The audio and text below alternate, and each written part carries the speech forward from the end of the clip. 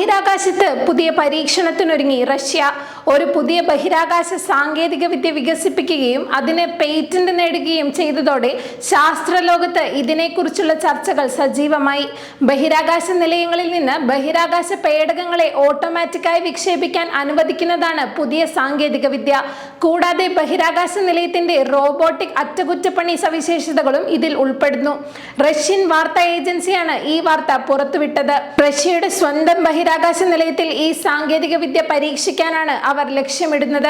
അറ്റകുറ്റപ്പണികൾക്കായി റോബോട്ടുകൾ ഘടിപ്പിച്ച ലോകത്തിലെ ആദ്യത്തെ ബഹിരാകാശ പ്ലാറ്റ്ഫോം സൃഷ്ടിക്കുക എന്നതാണ് റഷ്യയുടെ ബഹിരാകാശ ഏജൻസിയായ റോസ്കോസ്മോസിന്റെ പ്രധാന ലക്ഷ്യം. ROS-ൽ ഈ സാങ്കേതിക വിദ്യ വിജയകരമായി പരീക്ഷിച്ചതിന് ശേഷം ഭാവിയിലെ ചാന്ദ്ര പര്യവേക്ഷണ ദൗത്യങ്ങളിലും ഇത് ഉപയോഗിക്കാൻ റഷ്യയ്ക്ക് പദ്ധതിയുണ്ട്. 2033 സ്വന്തം ബഹിരാകാശ നിലയം പൂർത്തിയാക്കാനാണ് റഷ്യയുടെ ലക്ഷ്യം. ഇതിനായുള്ള പ്രവർത്തനങ്ങൾ നിലവിൽ പുരോഗമിച്ചു കൊണ്ടിരിക്കുന്നു. ബഹിരാകാശവുമായി ബന്ധപ്പെട്ട പദ്ധതികളിലെ പുരോഗതി വിലയിരുത്താൻ അടുത്തിടെ പ്രസിഡന്റ് വ്ളാഡിമിർ പുടിന്റെ അധ്യക്ഷതയിൽ ഒരു യോഗം ചേർന്നിരുന്നു. റഷ്യൻ ഓർബിറ്റൽ സ്റ്റേഷന്റെ പ്രധാന ഭാഗമായ സയന്റിഫിക് ആൻഡ് പവർ മൊഡ്യൂൾ 2028 വിക്ഷേപിക്കാൻ പദ്ധതിയുണ്ട്.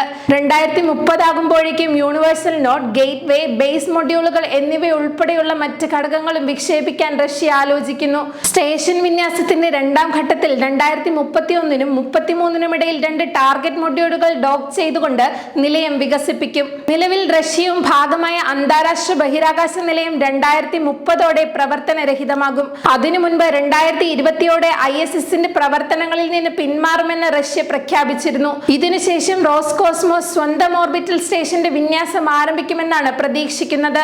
രഹസ്യമായി ബഹിരാകാശത്തേക്ക് വിക്ഷേപിച്ചതിന് ആഴ്ചകൾക്ക് ശേഷം ചൈനയുടെ നിഗൂഢമായ ക്വാസിമൂൺ പേടകം ടിയാൻവെൻ 2ന്റെ ആദ്യ ചിത്രം പുറത്തുവിട്ടു.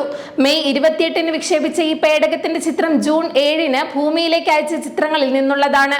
പേടകത്തിന്റെ സോളാർ പാനലുകളിൽ ഒരെണ്ണമാണ് ചൈന നാഷണൽ സ്പേസ് അഡ്മിനിസ്ട്രേഷൻ ഇപ്പോൾ പുറത്തുവിട്ടിരിക്കുന്നത്. മെയ് 29 ലോങ് മാർച്ച് 3B റോക്കറ്റിലാണ് ടിയാൻവെൻ 2 വിജയകരമായി വിക്ഷേപിച്ചത്.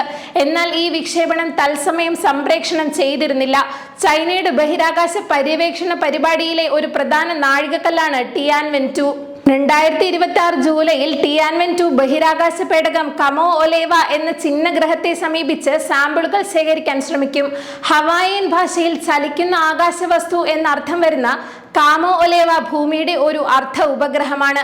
ഇത് ഭൂമിയോടൊപ്പം സൂര്യനെ പരിക്രമണം ചെയ്യുന്നുണ്ടെങ്കിലും ഗുരുത്വാകർഷണത്താൽ ഭൂമിയുമായി സ്ഥിരമായി ബന്ധിപ്പിച്ചിട്ടില്ല. കമോ ഒലേവയെ ഒരു ക്വാസിമൂണായി കണക്കാക്കുന്നു. കാരണം ഇത് ഭൂമിയുടെ സമീപത്തായി തന്നെ സ്ഥിതി ചെയ്യുന്നുണ്ടെങ്കിലും ഒരു യഥാർത്ഥ ഉപഗ്രഹമായി മാറിയിട്ടില്ല. ചന്ദ്രനിൽ നിന്ന് അടർന്നു പോയ ഒരു ഭാഗമാണ് ഇതെന്നും ശാസ്ത്രജ്ഞർ വിശ്വസിക്കുന്നു. ഭൂമിക്ക് മറ്റ് 6 അർദ്ധചന്ദ്രന്മാർ കൂടിയുണ്ട്. അവയെ മിനി മൂണുകൾ എന്ന് വിളിക്കുന്നു.